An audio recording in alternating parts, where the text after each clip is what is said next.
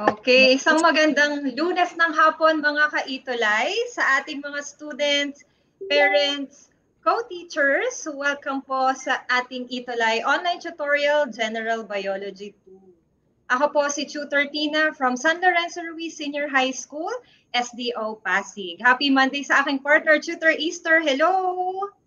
Magandang hapon din, Tutor Tina. Magandang hapon din, mga kaitulay. Ako po si Tutor Easter ng Horacio de la Costa High School from SDO Caloocan. Tutor Tina, ready na yata ang ating mga BioStar students? Yes, today is March 14, 2022. Nasa week 5 na po tayo ng ating aralin.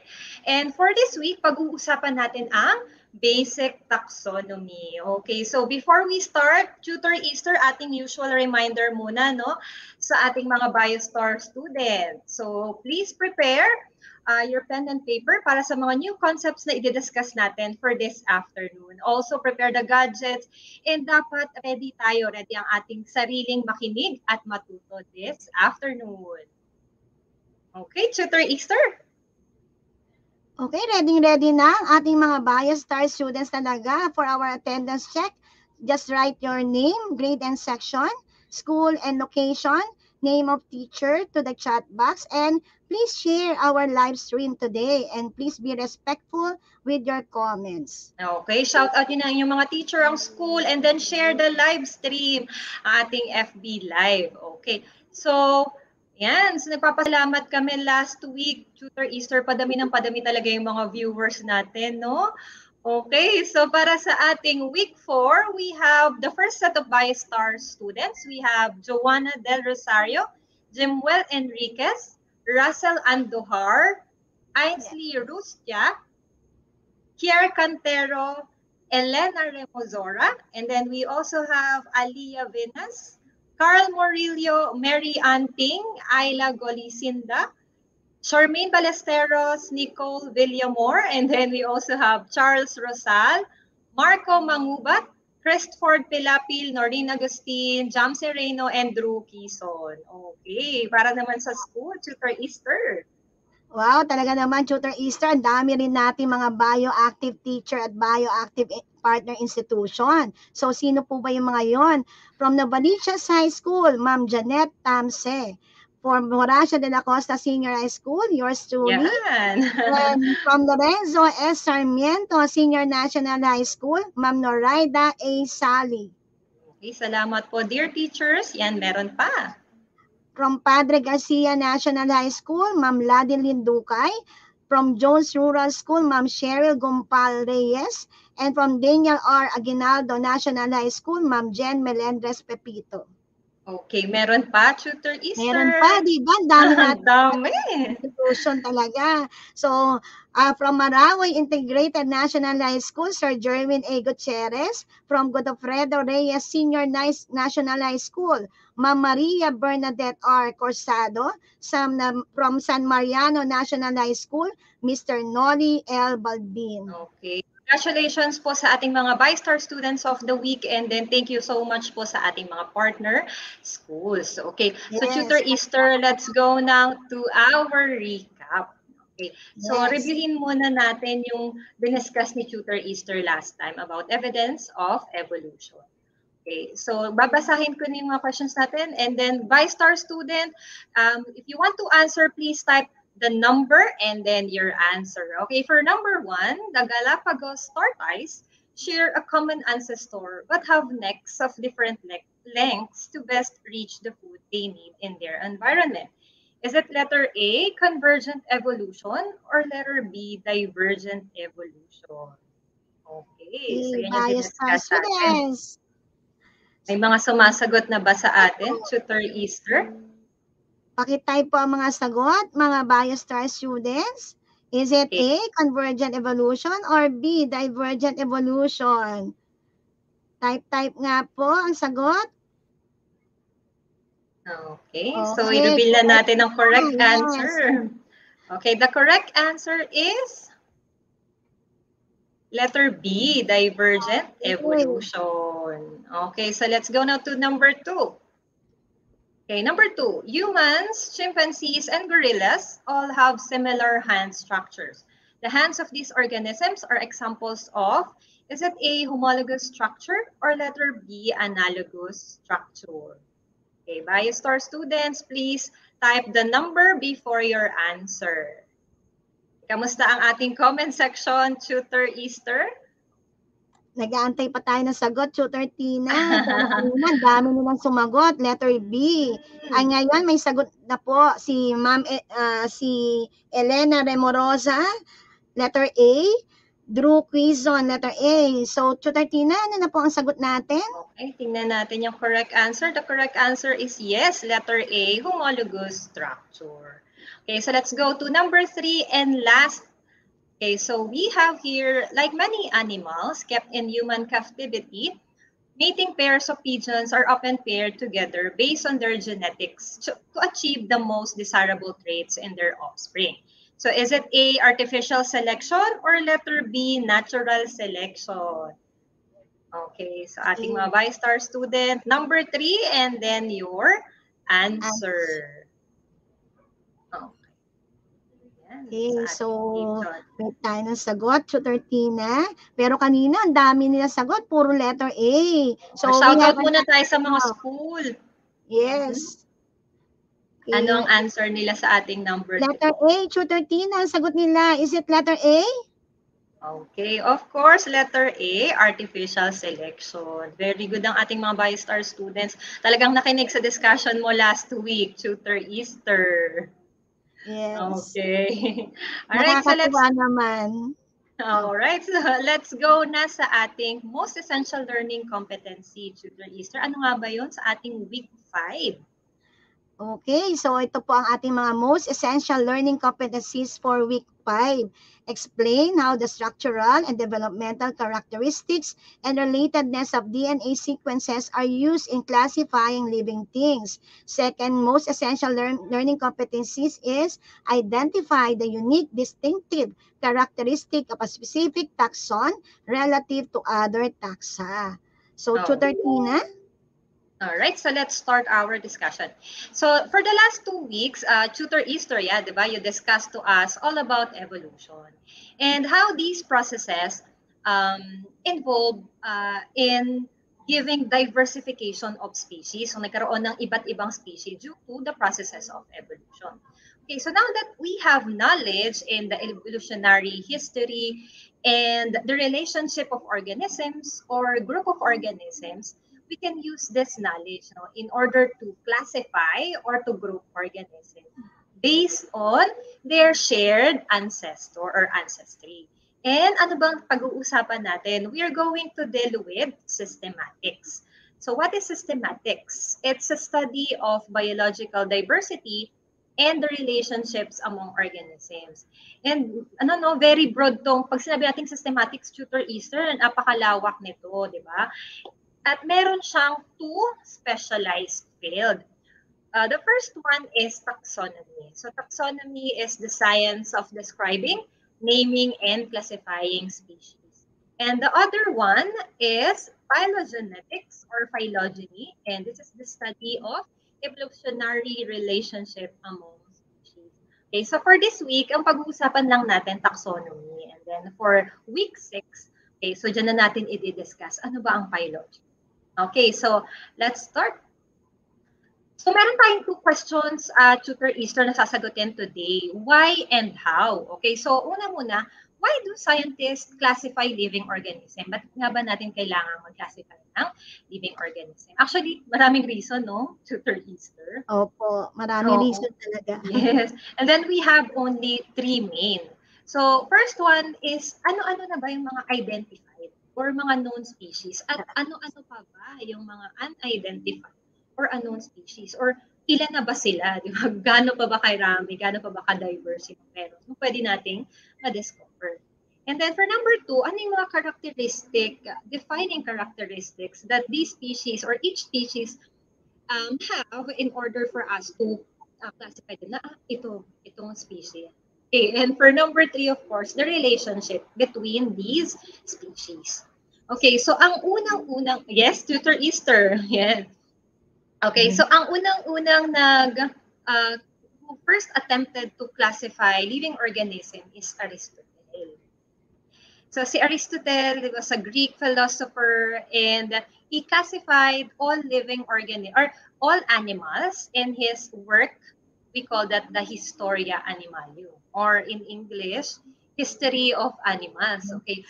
So dito, animals lang yung classify ni Aristotle. So paano niya classify? Based on their similarities. So animals that live on land, animals that live on water, and then animals with blood and animals without blood. Okay. And then also, he grouped creatures. Pag sinabing creatures, group niya kasi lahat, living organism and non-living organism, into hierarchy or order. So, this great chain of being, ito, pinangalanan niya. Pinangalanan lang to ng mga commentators or followers ni Aristotle. And wherein, as you can see here, merong mga different levels, di ba? At yung plants, nilagay niya sa medyo mababang level. And then, yung mga humans, nilagay niya sa near the top of the hierarchy. And then, ang pinaka-topmost dyan would be God. Okay, then may mga angels, goddesses. Okay, so ang limitation natin dito, kung titingnan natin, no, Tutor Easter, he only grouped or he only classified the organisms sa dalawa lang, two major classification, plants and animals. So, paano naman yung mga microorganisms, di ba? So, then we have this Carolus Linnaeus. So, is Carolus Linnaeus. Carolus Linnaeus, or also known as Carl von Linné. In other reference book, you may read that as Carl Linné or Carl Linnaeus. Okay, so but the name Carolus Linnaeus, ito yung Latinized. Okay, so ito yung naka-Latin name niya, si Carolus Linnaeus. And ito yung ginagamit niya sa mga publications niya, sa mga scientific work niya. Kasi naka-Latin, in Latin language. But in Swedish, yeah, we may know him as Carl von Linné. So he was a Swedish botanist and explorer, and he developed two things. Again, so the first one is a taxonomic classification system. We call that the Linnaean system, wherein he organized different organisms into larger group to more specific categories. The hierarchical system. And then the second one, he created a scientific naming system called the binomial system of nomenclature. Okay, so let's start muna sa binomial system of nomenclature.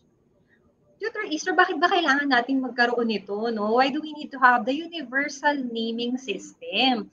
Pwede naman natin tawagin sa common name. Dami naman natin common names.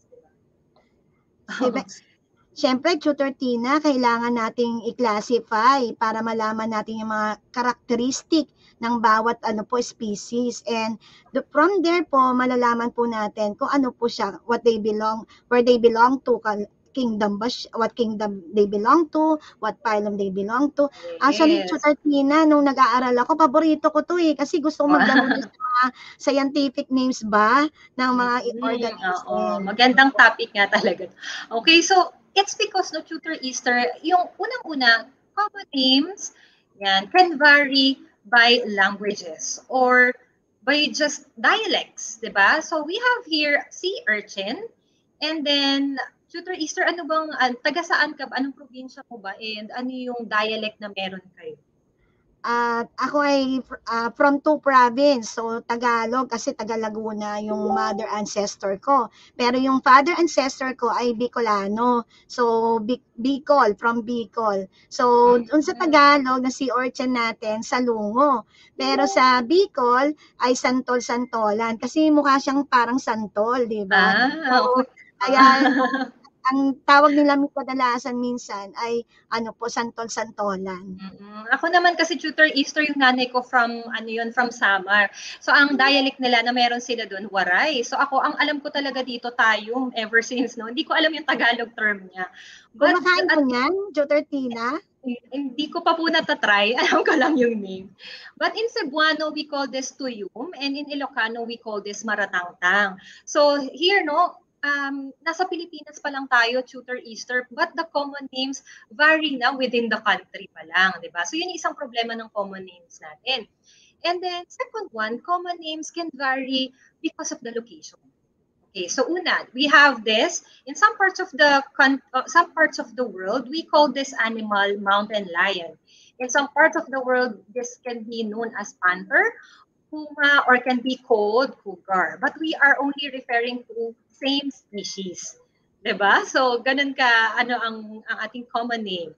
And then we also have the problem, common name can also be misleading. Okay, so we have here a picture of a jellyfish, which is not actually a fish. So that's why meron tayong classification na jellies, sea jellies.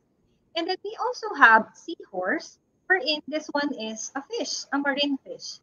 Diba? So kung wala kang idea kung ano talaga yung jellyfish, pag narinig mo lang yung common name niya, isipin mo, ay, isda yan. And then when you hear the word seahorse, hindi mo iisipin isda siya. So, ganun ka, misleading si common name. So, that's why we have, si Carlos Linnaeus designed a universal naming system wherein kahit saan lugar ako magpunta, kapag sinabi ko yung scientific name, I'm referring to only one species. Hindi tayo malilito-lito na kung ano-ano. Okay. So, this one is what we call the binomial nomenclature. So, when you say bi, it's a prefix which means two. So, meron siyang two names of naming, nomenclature of naming. So, yung two parts na yun contains the genus and the specific epithet.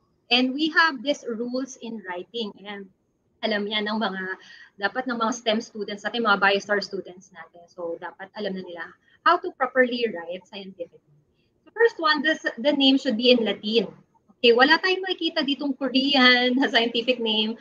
So, doon ma-discover natin siya in Korea or Japanese na scientific name, doon sa Japan siya ma-discover. Or let's say Tagalog or Filipino. No? All names are in Latin. Then the genus of our organism begins with a capital letter and then the rest of it naka-lowercase na siya. And then the entire scientific name should be italicized when it is typewritten and then underlined when handwritten. Okay, so sinasabi ko sa mga student ko kasi yung iba ina-italicize no yung handwriting, yung pagsusulat nila ng scientific name, which is wrong, hindi pwede yan. So kailangan i-underline. So let's say for example, we have here the scientific name of a house cat, Felis catus. So kahit saan ka pa magpunta, that would be the scientific name of a house cat. And then we have the Panthera leo, which is the scientific name of lion. So kahit saan ka pa magpunta, when you say Panthera leo, nagkakaintindihan kayo. Okay, we're referring to lion. Okay, and all taxa must have must have an author when described. So let's say Homo sapiens L stands for Linnaeus, which is the author. So siya yung nakadescribe. Or meron tang isa, no, kapag obvious na or alam na natin yung genus name, we can just write the capital letter and then the, let's say dito, Homo sapiens. So we can just write it as H sapiens. Okay. All right. So this one meron tayong different international nomenclature codes based on living organism. So for the algae, fungi, and plants, we have the International Code of Botanical Nomenclature. So sila yung nagbahala dyan in naming algae, fungi, and plants. But in naming animals, we have International Code of Zoological Nomenclature. For bacteria, we have the International Code of Nomenclature Bacteria. And for viruses, we have International Committee on Taxonomy of Viruses. Sila ang bahala dyan. That's universal. Okay. So, let's go now to how, Tutor Easter. Nasagot na natin yung why, di ba?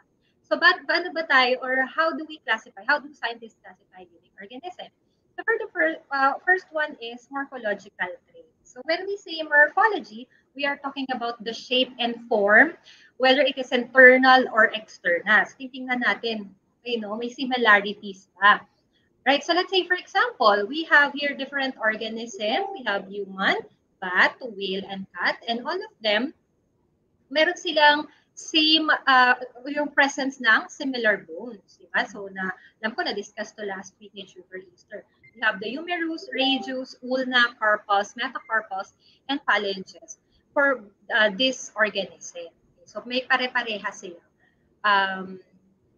parts, no? So that's how, yun ang unang tinitingnan ng scientists in order to classify organism.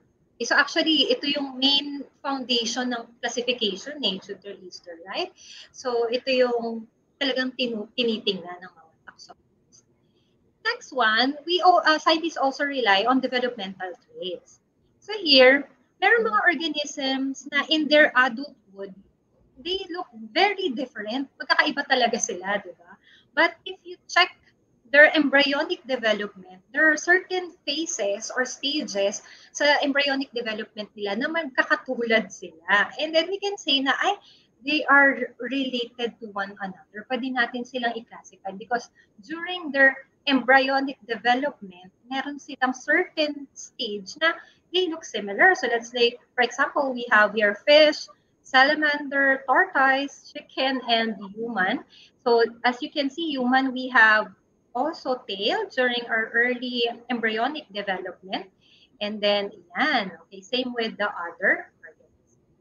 And then for the last one, third one is the genetic trait. So as we can, ang alam natin sa genetics, the presence of yung arrangement, yung sequence talaga ng DNA. And yeah. And ayan yung pinakita ni Schuster-Easter last time, were in the similarities of human DNA and protein sequences to other animals. So, as I mentioned earlier, yung morphological traits yung main na tinitingnan. But this one, si genetic traits, siya talagang makakapagbigay ng ng exact relationship. But this should go hand in hand. Dapat kung ano yung nakikita natin sa morphological traits will go then magiging similar din in the genetic traits. Okay. So let's go now to the second na dinevelop or create ni Carlos Linneo. So we are done with binomial nomenclature already. Let's go to taxonomic hierarchy. So in taxonomic hierarchy, he developed this classification with 8 levels. And these are the larger domain. Next would be kingdom, phylum, class, order, family, genus, then species. And para ko, sa akin, Schuster-Easter, no, para matandaan ko to, I use a mnemonic. This one, yan, dear King Philip came over from grade Spain. Okay, so sa ating mga BioStar student, kayo kung gusto nyo mag-devise ng sarili nyong mnemonics para matandaan nyo yung sequence nitong hierarchy. Yan, no, kung anong mas easier sa inyo, pwede nyo gamitin. Pero sa akin, napaka-effective dito, Schuster-Easter. No? Like ko lang siyang ginagamit din. Alam ko na yung pagkakasunod or sequence ng hierarchy. Okay, actually, so Tutor Tina, kapag meron kang mnemonics, ay madali mo na matatandaan yung kingdom, yung pagkakasunod. At lagi yung tinatanong kapag mag-exam ka. Yes. Sa mga entrance exam, mga quiz B, laging kinawawala. Kaya lagi ko yung in-emphasize sa aking mga students. Okay, so in each level po no ng ating taxonomic hierarchy, we call that a taxon. Okay, so the whole, yung lahat ng level, we call that the taxa in their plural form. But in each taxon, we describe this as we describe set of organisms. And then they are grouped based on their similarities. Anong ibig sabihin mo dyan, Tutor Tina, na naka-group, no? Dinidescribe mo yung certain characteristic ng organism, no? Based on their similarities. So let's say we look at this example. So wala nga lang domain dito, pero later on, i-discuss natin kung ano ba yung mga domain. So let's say we have here kingdom animalia. So we have a butterfly, fish, elephant, lion, fox, wolf, and then dog. So all of those are animals. That's why kingdom animalia. Then when we go down, we have the phylum chordata. Aalisin na natin ngayon si butterfly kasi when we say phylum chordata, may backbone. So wala naman ganon si butterfly. Then when we go down, we have the class mammalia and aalisin na natin si fish kasi siya lang yung hindi mammals in this group. Then when we go down to order carnivora, we will remove elephant because siya lang yung hindi carnivore. Okay. Then we have the family Canidae. We have the genus Canis, and then the specific species, we have the Familiaris. Okay. So let's say for example, no, para sa ating humans, domain Eukarya, kingdom Animalia, We have the phylum Chordata, class Mammalia, order Primate, family Hominidae, genus Homo, and species Sapiens. So that's why meron tayo scientific name of Homo sapiens. Okay, so yan. Okay, so let's go now to the domains. Okay, so the domains, the domain is the largest classification in the taxonomic hierarchy. And we have three, right, Tutor Easter? Okay, so we have the domain Eukarya, we have the domain Archaea, and then we have the domain Bacteria. Okay, so let's go now to, then domains can be broken down into smaller categories. We have kingdom. Okay, so meron tayong 6 kingdoms. The Archaeobacteria, Eubacteria, Protista, Fungi, Plantae, and the animal. So, bigyan na, i-describe natin itong mga kingdom na meron. Okay, so for the first one, Kingdom Archaea, the word Archaea means archaic. So ito yung mga microorganisms that are ancient, okay, ancient bacteria. So they are prokaryotes, meaning they don't have nucleus. So that's why, ito kasing mga microorganisms na to, they were discovered first, bago pa nila ma-discovered yung organelle na nucleus. And wala din silang mga membrane-bound organelles. So all of our Kingdom Archaea are unicellular and they don't have peptidoglycan on their cell wall. And most of them are extremophiles. And so when we say extremophiles, they love extreme environment, Tutor Easter, no? So we have the halophiles, meaning gusto nila yung extreme salt condition or salt concentration. The halobacteria, example natin siya. We also have methanogens or yung mga nagpro-produce ng mga iba't ibang chemicals. Okay, ayan, methane. So, methanopyrus, candleri.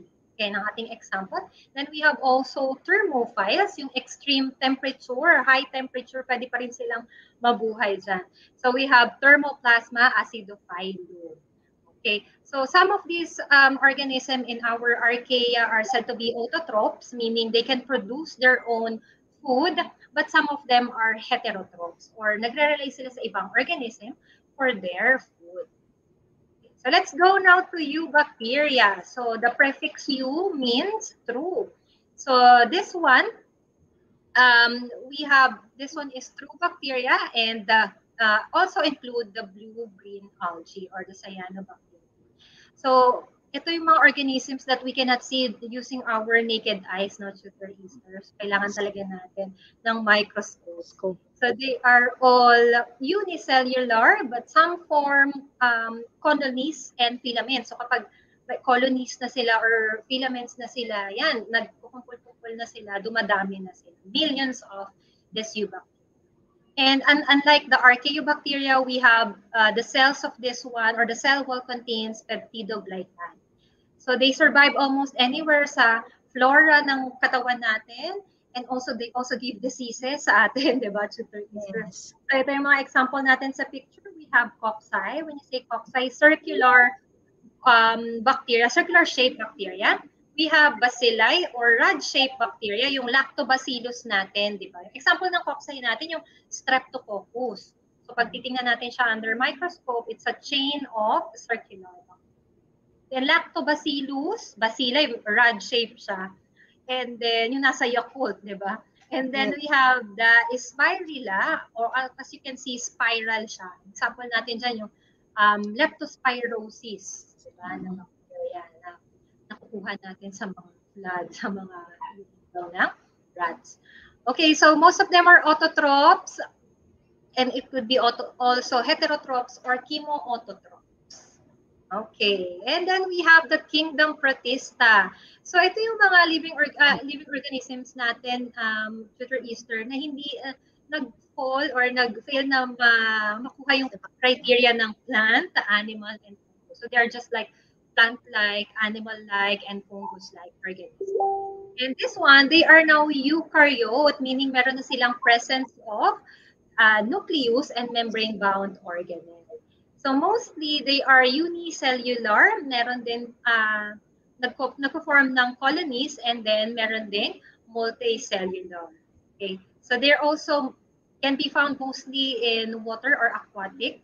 So some of them are autotrophs and some of them are also heterotrophs. Ito yung mga example natin ng kingdom Protista. We have Euglena, we also have amoeba, and we have Paramecium. Ating kingdom Protista. Okay, so we have also kingdom fungi. So this one are all eukaryotes. And most of the organism natin dito na Tutor Easter sa kingdom fungi are multicellular. Very few lang yung unicellular, specifically the yeast. Okay, mamaya i-discuss natin ano bang function ni yeast sa atin. Okay, so they are all heterotrophs, meaning this fungi rely mostly on other organisms for their food. And then they form spores for reproduction. Naalala ko ito yung master's thesis. The bachelor's thesis ko, Tutor Easter. So, nag-aral talaga kami ng mga fungi. How they develop through spores.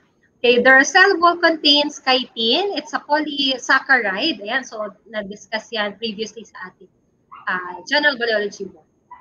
So, breaks down organic materials and napaka-useful ng mga fungi na it provides drugs. Kung naaalala natin, Tutor Easter, yung na-discover ni Alexander Fleming, yung penicillin, na can actually a good antibiotic, di ba?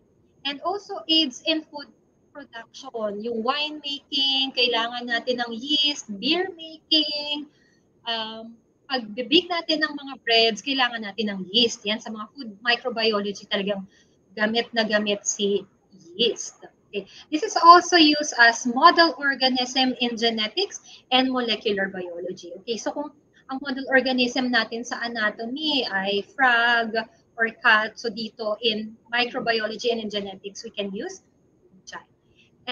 But hindi lang puro positive.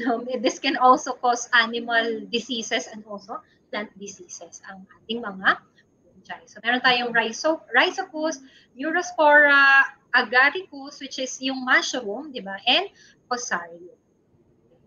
So we have now our kingdom Plantae. Ito. So most of this, yan, okay. Lahat to are eukaryotes, meaning they have the nucleus and membrane-bound organelles. They are all multicellular. And of course, they can make their own food through the process of photosynthesis na diniscuss ni Tutor Wendy and Tutor Eric sa atin ng general biology. So they have this distinct cell wall sa kanilang, distinct cell wall in their cell. Na absent yan sa ating mga animals. And they also have this chlorophyll, a green pigment that is used in the process of photosynthesis. And we can divide the kingdom Plantae into two major groups. We have the bryophytes, wherein they are the non-vascular, meaning wala silang xylem and phloem. And then we have the tracheophytes, which are vascular. Okay, so isang kingdom na lang, we have the kingdom Animalia. Okay, so all of this includes us, no? So this one are all eukaryotes, multicellular, meaning we have a lot of cells. We are all heterotrophs. We rely on other organisms for our food. We cannot make our own food. We are considered also as consumer. And the biggest kingdom in the living world. And then we have two major groups. We have the vertebrates and invertebrates. So as you can see here in the picture, then we have the mammals, fishes, fish, and then we have birds, we have reptiles, amphibians, and then we also have the invertebrates. There you go. So ito ang ating summary for today's lesson. We have the three domain, bacteria, archaea, and eukarya. And then we have 6 kingdoms, Tutor Easter, no? The eubacteria, archaeobacteria, protista, fungi, Plantae, and animalia. Okay, so ayan. Sana may natutunan ang ating mga BioStar student. Okay, so kanina sa aking discussion, no, Tutor Easter, yung may mga nabanggit tayo, no? Ito yung pwedeng maging career ng ating mga BioStar student.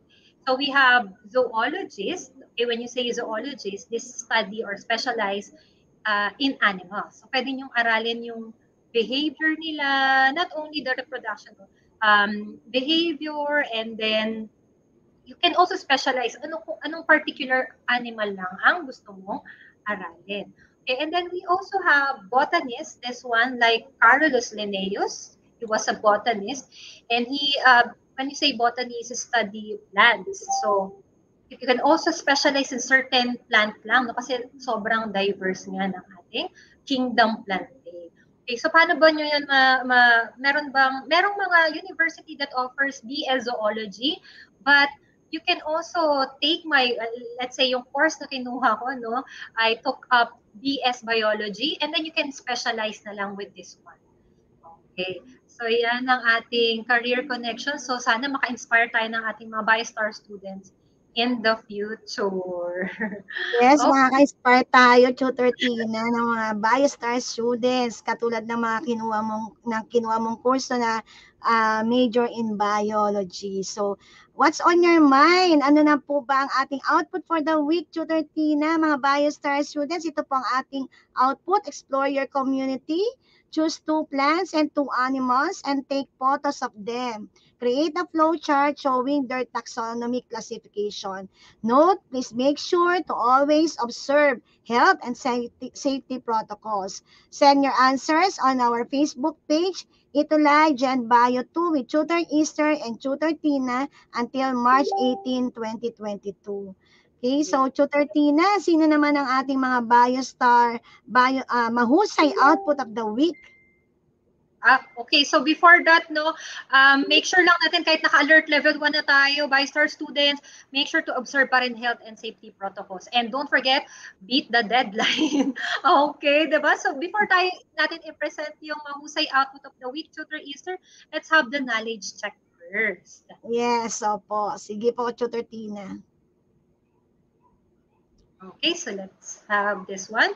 For number 1, the father of modern classification is blank. Okay, is it A, Aristotle, B, Charles Darwin, C, Carolus Linnaeus, or letter D, Jean-Baptiste Lamarck? Okay, BioStar students, please type your answers, type the number, and then your answer.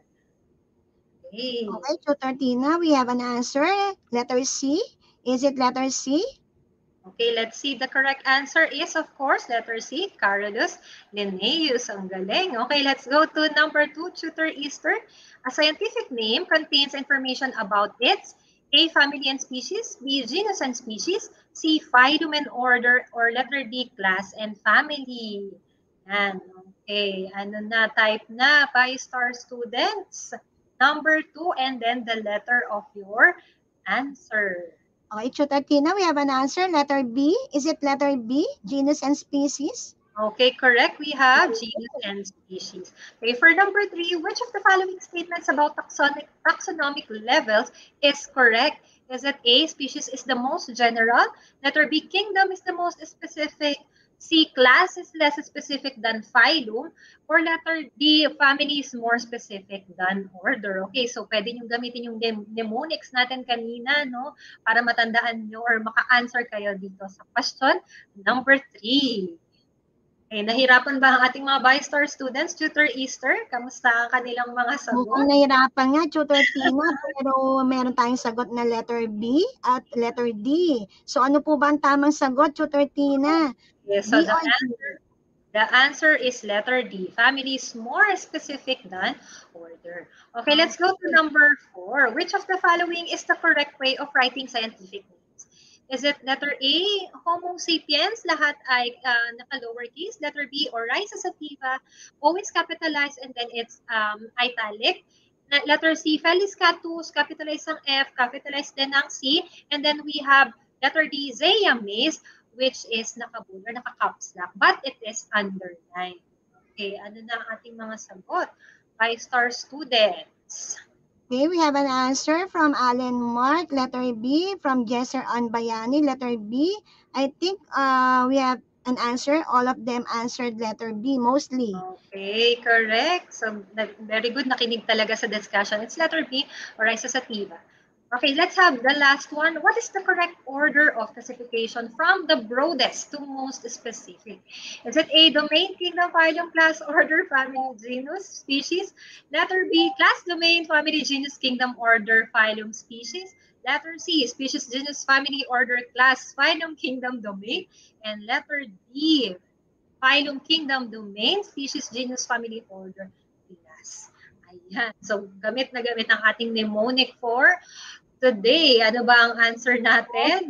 Tina, we have an answer already. So most of them answered letter A. Is it letter A, Tutor Tina? Okay, yes, correct. Letter A for number 5. Very good, no? Talaga nakinig ang ating mga BioStar students. Okay. So ito naman, Tutor Tina, ang ating mga mahusay output of the week. So maraming nag-submit po ng ating mga output of the week at talagang nagpapasalamat tayo at kailangan natin silang parangalan. So from Horacio de la Costa High School, Arian Saavedra. From Ayla Golosinda, from Horacio de la Costa High School, and from San Lorenzo Ruiz Senior High School, kay Tutor Tina, Miss Daichi Vallejo. Yes. And from Jones Rural School, Charmaine Ballesteros.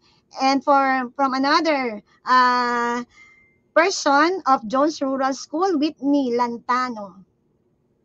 Okay. Another one from Jones Rural School, John Wayne Prieto. And from Lorenzo S. Sarmiento Senior National High School, Amar Sali. Okay, ito pa. From Jones Rural School, Frances Carel Bayan. And from Horacio de la Costa High School, Michael J. Lutiva. And from Marawoy Integrated National High School, Kimberly Nicole Fiestada.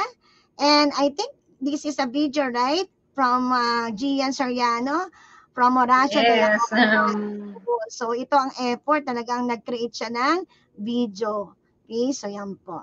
And we appreciate all of your mahusay output of the week. So keep on submitting your output for our next sessions. Yes. So these are our references to the Easter books and then our online references. And of course, don't forget also to support other senior high school science and technology subjects. We have physical science, we have empowerment technologies, disaster readiness and risk reduction, and of course, general biology too. Okay. Okay, for our feedback, so you have to scan the URL, the QR code, and type the URL https://tenure.com live feedback form. So your complaints, your feedback, your comments, suggestions matter to us. Okay, yes. And maraming salamat po. Susunod na po ang Alternative Learning System Lifelong Learning. Okay, so again, this has been Tutor Tina from San Lorenzo Ruiz Senior High School, SDO Pasig. Ako po si Tutor Easter from Horacio de la Costa High School, SDO Caloocan City. Inaanyayahan ulit kayo na manood tuwing Lunes 4:40 to 5:20 p.m. at nag-iiwan ng mga katagang magkakaiba man ang pagbabago o magkakaiba man ang ating mga lahi, ang ating mga kultura at ating mga nasyonal. Kung tayo magsasama-sama ay magbubuo tayo ng pagbabago sa mundo. #Bayanihan. Yes. Okay, next time or next week ulit, no, samahan nyo kami Monday 4:40 to 5:20 p.m. Bye, mga kaitulay. Salamat!